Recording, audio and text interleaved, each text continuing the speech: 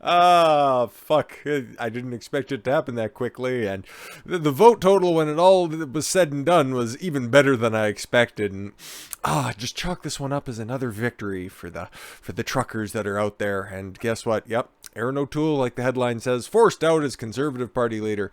Round of applause. A bunch of truckers did what, a obvious majority of people who voted in the previous election couldn't accomplish. So I guess, you know what, if you need a hand packing up your fucking office, which you're apparently leaving as soon as possible, a few thousand people kicking around in Ottawa that'll help you out in the time being anyways. So you love to see it. So earlier today, Erin O'Toole, now the ex-leader, the former leader of the Conservative Party of Canada, has been yeeted. He was forced to resign from his position after losing a leadership vote by his caucus, losing 73 to 45.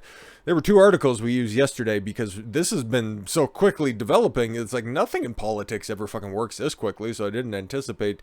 I kind of figured he would end up getting the fucking heave-ho, but we seen, it's like, okay, one article said, okay, a third of Conservative members were like, yeah, no, we could probably get rid of them. And then another one was like at least half, and then it turns out that, yeah, it was about 3/5, 62% when you shake out the numbers, okay? Only one person didn't vote, but it really didn't make a difference. Okay, so O'Toole only needed a 50% plus one, so a majority of the vote in order to get ousted. So prior to the vote, O'Toole pleaded with his caucus saying he's committed to change.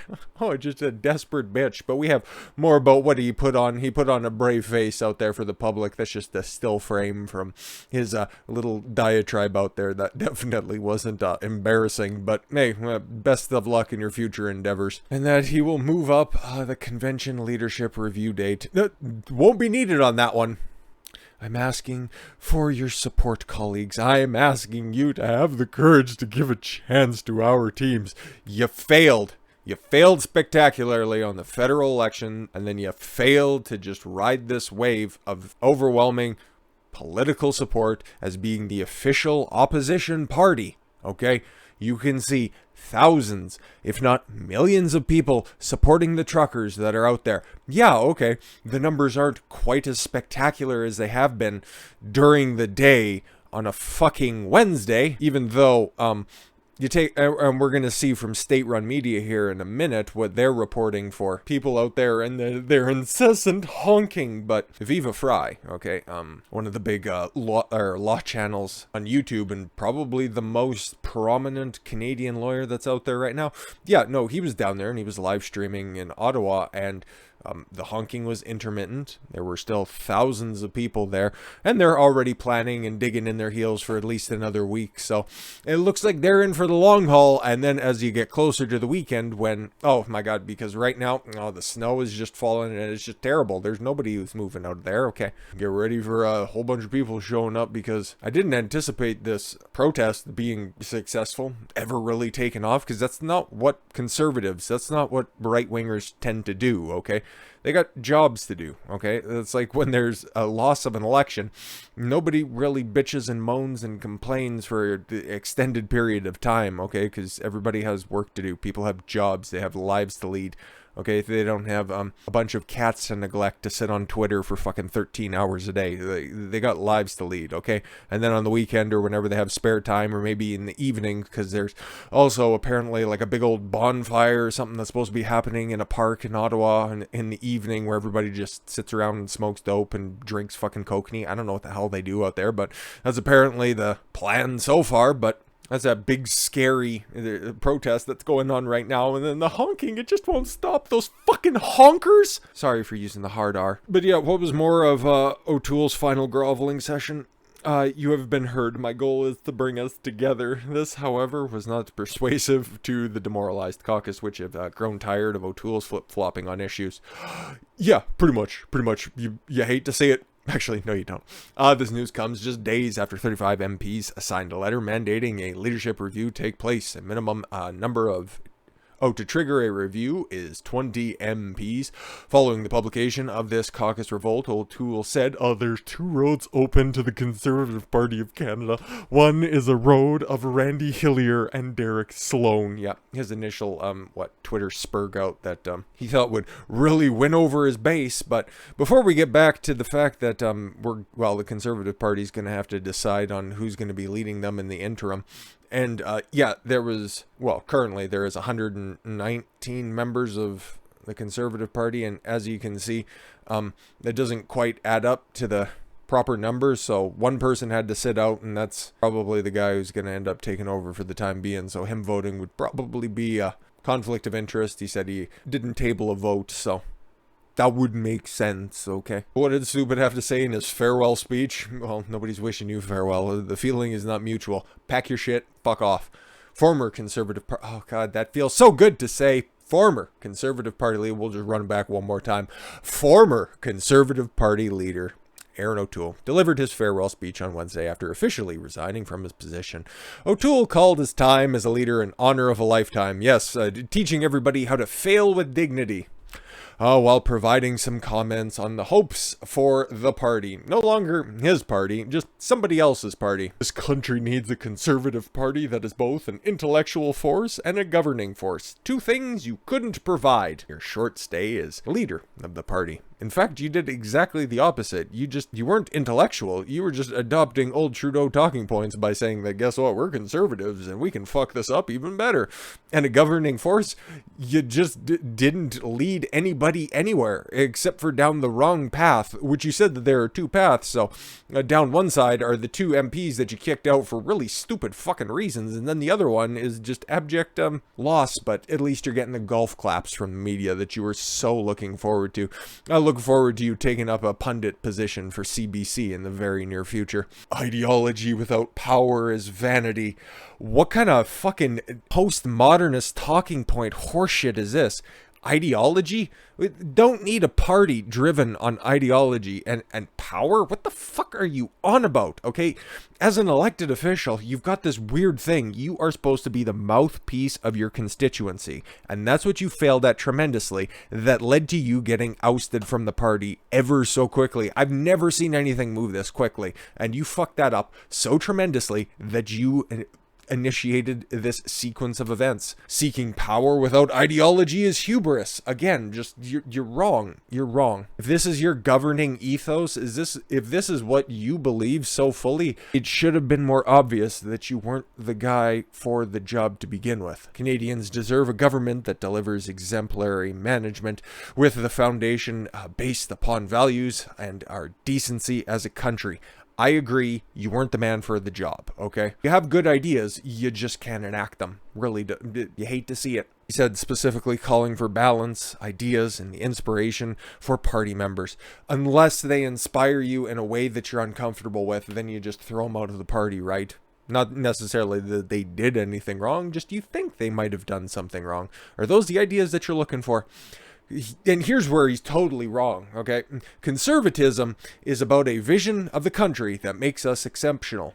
No, that's not conservatism. Conservatism is sticking to the founding principles of the country because that's what made it work, okay? Using those founding values as a guidepost, okay? Not straying from them.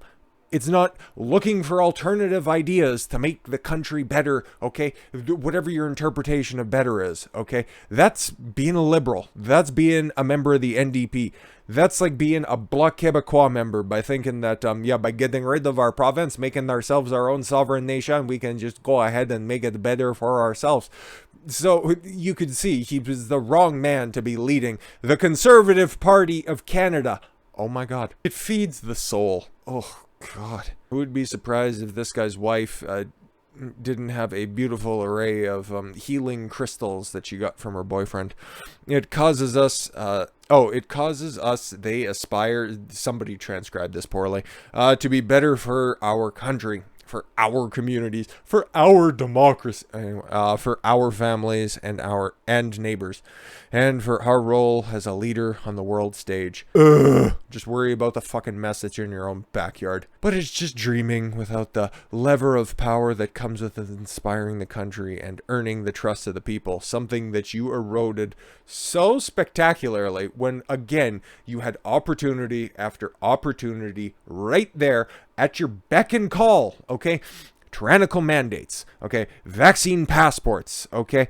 Everything that you had, all you needed to do is just question it a little bit. You would have had overwhelming support by a lot of fucking people that are out there. But you didn't do that. You just lined up and you were the great value version of Justin Trudeau's campaign. You didn't inspire anybody. You just inspired them to turn their back on the Conservative Party. And you want to talk about trust?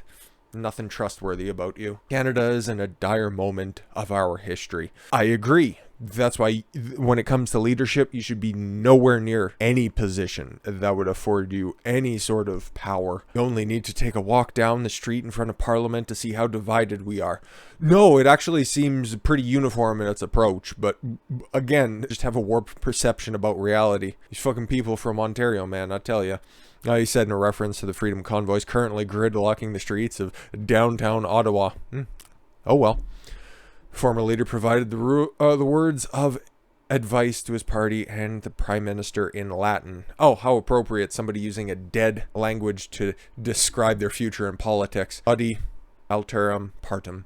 Hear the other side. Again, hear the other side, unless they say things that you don't like that are mean and bad. But one of the people that are obviously going to be vying once they have a more formal decision, because right now there's just going to be an interim leader of the Conservative Party. It might be announced by the time that this is all published and shit, but obviously I record all my stuff beforehand, so I can't tell the future.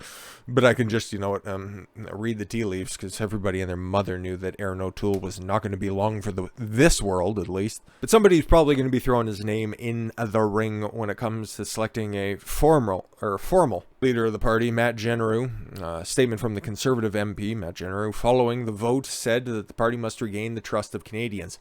Exactly. I like the platform of the PPC. It's not there yet, but we need somebody who can pick up those talking points, okay? Adopt those policies quickly and efficiently, because we can see now how quickly we can enact change. And if we can do that, well, that's one way to do it. That's one way to rebuild the trust, because it wasn't that long ago. Early 2015 wasn't that long ago when there was a Conservative government, and they were in there for a long fucking time. And things were really great around here. So let's see if this is going to be a moment that re-energizes this fucking floundering party. Today, our caucus voted for a change in leadership, he wrote. Canadians are proud of our identity as a society that is forward-thinking, globally competitive, and a safe place to live. For the most part, in most places, a country that is fiscally responsible and cares about our neighbors. Fair enough. We want our leadership that clearly reflects these values. As a party, we must rebuild trust amongst Canadians and shows that we are strong and stable leaders who are rooted in our conservative values. What definition of conservatism are you using? This guy's from the Edmonton area, so it could go either way. While also understanding that we evolve, learn, and modernize our party to reflect all. This is an opportunity for the party, and I look forward to ensuring we work together for a strong path forward. What a bitched up statement. Anyways, let's do a quick temperature check on the protests, shall we? What are the actual elected officials? Because Erin O'Toole, he's just a private citizen now. Pack your shit. Fuck off, pal.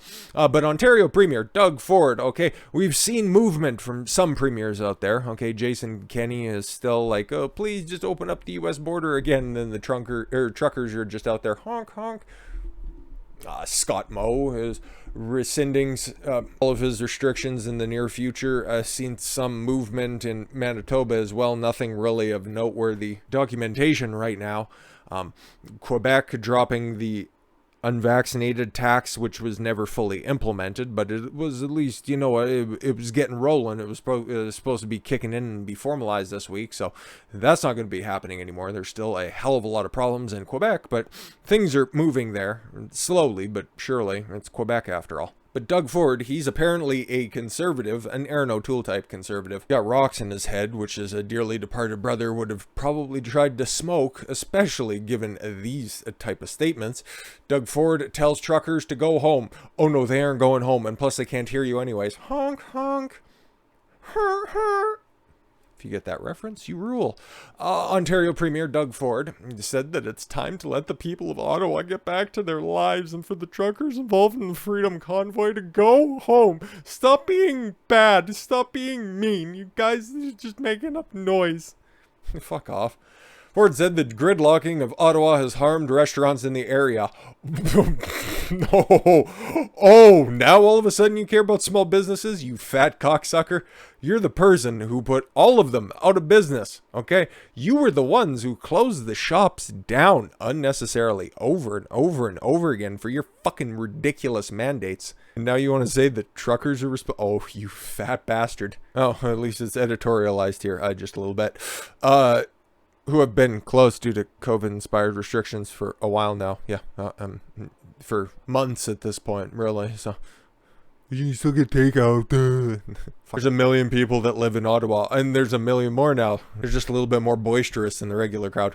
I hear you. I hear the protesters. So what are you going to do about it? Just go home. I don't want to have to do anything. The province hears the protesters. Obviously, you don't. Don't worry, they're only going to get louder, okay? Because you're right smack dab in the middle of the week, so people are going to start rolling in, pun intended, now that we get closer to the end of the week. So the country hears the protesters. Now it's time to let the people of Ottawa get back to their lives and just pretend like this never happened. These businesses have been closed for a while now. The restaurants want to reopen. I get it. I hear you. But we have to let the people of Ottawa live their lives. So drop the restrictions. There's a lot of provinces out there that haven't done that. You among them. Ford reached out to Ottawa Mayor Jim Watson, who shared the sentiments during the press conference Monday, and he said the city is doing everything possible to bring an end to this peacefully. How peacefully are we talking here? Because from other officials in Ottawa, they're talking about maybe requiring the military to come in there and take out some members, take out some fucking truckers. Interesting. Might immediately want to go to those racist bigots in the armed forces. I guess it's just it's fine to push defunding the police and law enforcement is white supremacy until you need that on your side, right? Ottawa police chief says policing alone might not solve the ongoing volatile occupation of the city's downtown core that has lasted for nearly a week. A few days. They just rolled in on Saturday. What the fuck are you talking about? And military aid might be necessary. What are they doing? Are they breaking windows? Are they leaving graffiti everywhere? No, they're just honking. That's all. Simple honking. This is a national issue, not an Ottawa issue, Ottawa Police Chief Peter Soley said in a briefing to city councillors Wednesday afternoon. I'm increasingly concerned that there's no policing situation or solution to this. Are you looking for a final solution for the truckers? Oh God, you should consult with Whoopi Goldberg. People across the country, as well as from other countries, have brought their frustrations with the government response to the pandemic, all levels of government, to the nation's capital. Wow, that's I was taken aback by that for a moment. That's a CBC actually reporting something correct and not just saying that these damn dirty anti-vaxxers who are out there who just don't want to take the jab. No, it's literally true. The government response to the pandemic, that's what everybody's talking about. It's central to this. The risks will increase the longer the demonstration persists, said Slowly. Yeah, because we've been in contact with some of our operatives and they can't quite get here until like Friday or Saturday. So if you guys just don't help us roll out the Panzers to clear out these freight liners, I don't know what to tell you because we can only make up so many swastika flags and Confederate flags so quickly. I don't know about you guys, but buying things on Amazon have been taking a long time lately. So I don't know what you're worried about. Literally, we can see it. There are multiple live streams going on right now in Ottawa. Okay, all you can hear is intermittent honking in the distance.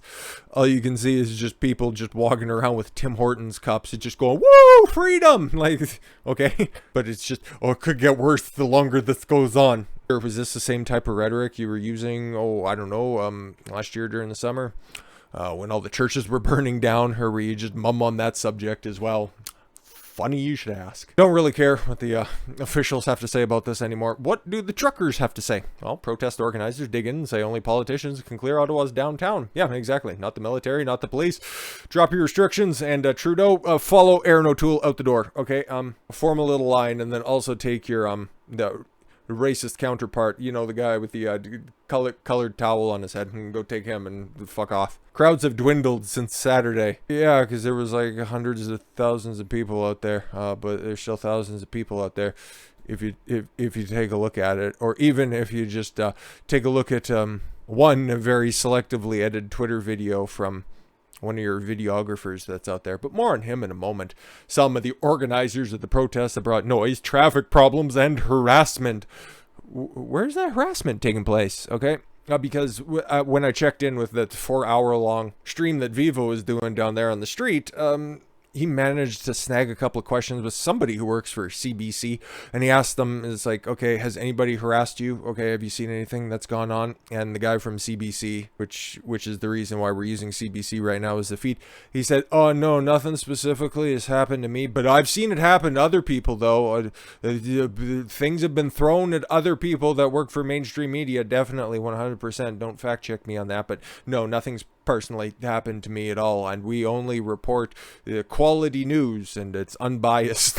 Fuck off. This is the way that they do it, okay? The state outlets, whatever the fuck you want to call them at this point, because, well, the CBC is directly funded by the federal government, and it has been since its inception. So I got a couple of things that are true. Brought noise. Yeah, noise that'll easily dissipate if you just drop the mandates. Traffic problems, it's probably not as easy to transverse as it normally would, but isn't the whole idea of Ottawa to just get rid of all of these goddamn trucks so you wouldn't have any need for anybody to be using the roads except for to walk and bike anyways? Plenty of room to do that, right? And harassment. I don't know what you mean. There's no instances of that. Any police reports out there? Is anybody doing anything about this supposed harassment? No, you're just making it up. I understand. Things flow better when you use 3 examples. To downtown Ottawa, say that they have empathy for the city's residents. Oh, yes. Like that very funny Reddit post of the scared cat who's taking shits in people's beds. Sucks to suck. Don't be a cat lady. But insists that there's no other way to end all COVID-19 public health mandates across Canada. Yep. I would say so. There's other ways, but I think a peaceful protest is probably the best way to do it. Wouldn't you agree? CBC? CTV? Global? Wouldn't you agree? I think so. Protests have seen vehicles parked and honking. Oh my god, those honkers on roads leading to Parliament Hill since Friday. But again, has anybody tried to breach Parliament Hill? No, you can just go up there. Okay, there's a fence that's around the Parliament building itself because the important people are over there. Nobody's trying to break in, even at night. Okay, there's police down there. Okay, they're not getting fucked with. It's just a big old Neanderfest, really. Police announced 2 arrests Tuesday and a 3rd on Wednesday involving a 48-year-old man from Quebec who was charged in relation to threats and comments made on social media. Oh, I don't like that. Just not for the fact that he was making supposed threats and comments, but the fact that somebody's making threats and comments and it's an arrestable offense when you do it on social media. What the fuck is going on? But again, yeah, 2 arrests. Okay. What is that about? Here's what these guys did. Ottawa police have charged 2 men with offenses related to the ongoing protests happening across the city's downtown core. Over the past several days, there have been, police charged 37-year-old Andre J. Lacasse of Ottawa with carrying a weapon to a public meeting. 29-year-old man from Ottawa was also arrested on Tuesday, but police say it stemmed from an incident that occurred on Saturday. Oh, okay. At the time, police officers said that it did not arrest the man to avoid a larger confrontation. Matthew Dorgan was charged with mischief under $5,000. Oh, okay, so he was charged with mischief. And another guy for carrying a weapon?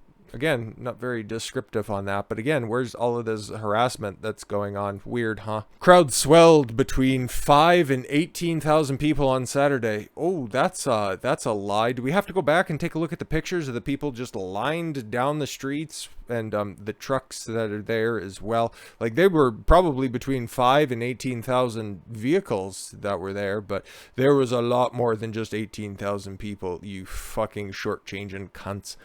According to police within the city, estimating 3,000 came to the Hill on Sunday.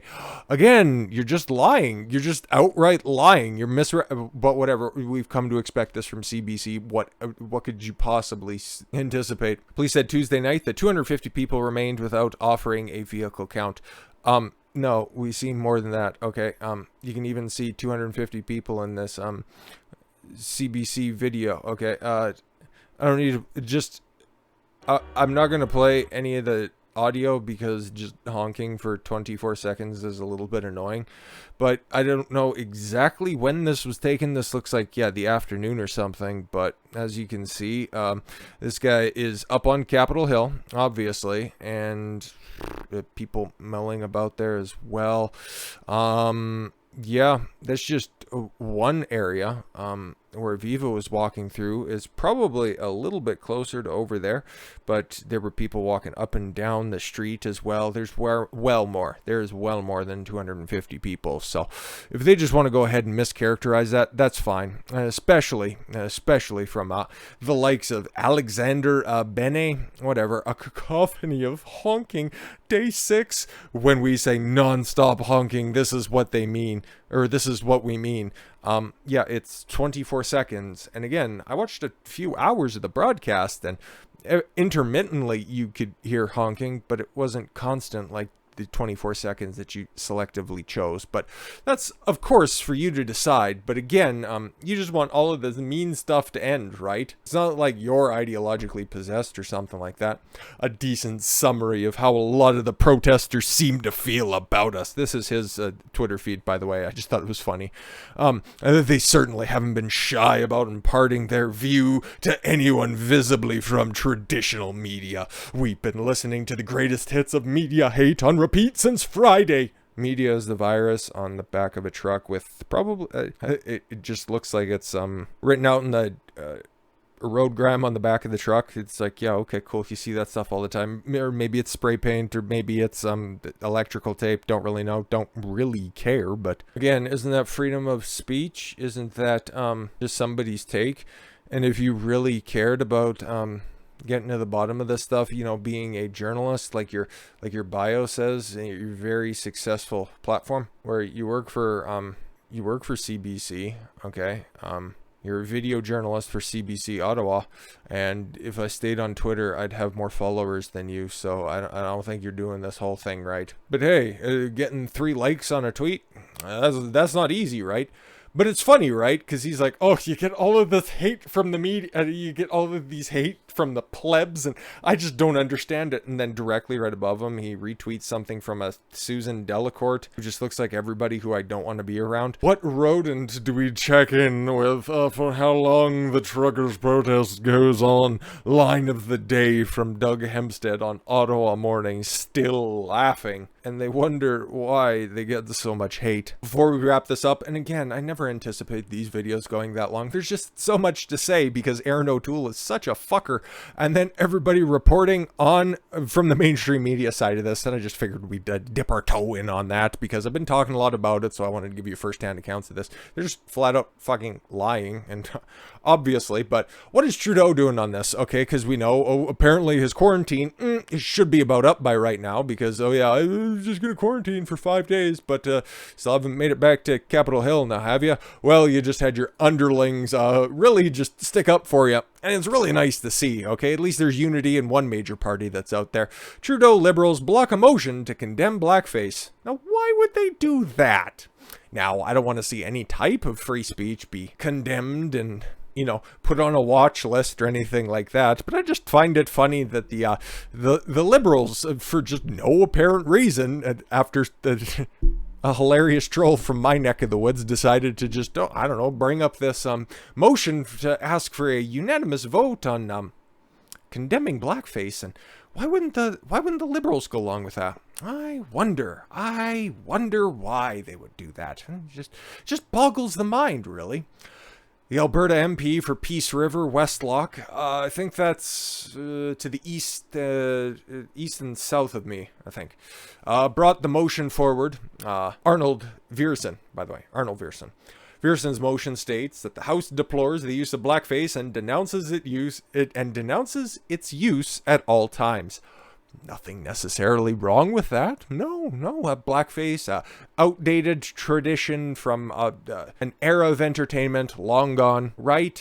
Isn't that the stance of all major parties? Isn't that something that everybody could vote for? Well, the motion was unable to reach unanimous consent. The video from inside the House revealing commotion as it was unable to pass. At one point, a man can be heard yelling, "Racist!" Oh, you hate to see it. And from Garnet Genius, he's another conservative MP who has a high profile. I've just never heard of him before. Liberals just blocked a unanimous consent motion to condemn the wearing of blackface. Shocking. Yeah, I know. Life's a bitch. And then he runs for prime minister. But that's the current state of the convoy. Still going strong. It's only supposed to continue going through at least this weekend, okay? And it's producing results. Fucking O'Toole's gone. I couldn't be happier. But now, yeah, we're gonna shift gears and talk about CNN's downfall, or maybe Whoopi Goldberg. Not entirely sure, but enough politics, and let's just dunk on dumb people. With that said, thank you all very much for the gift of your time. I've been Don Consuelo. Why don't you follow your gut and get after it. Take care, everyone.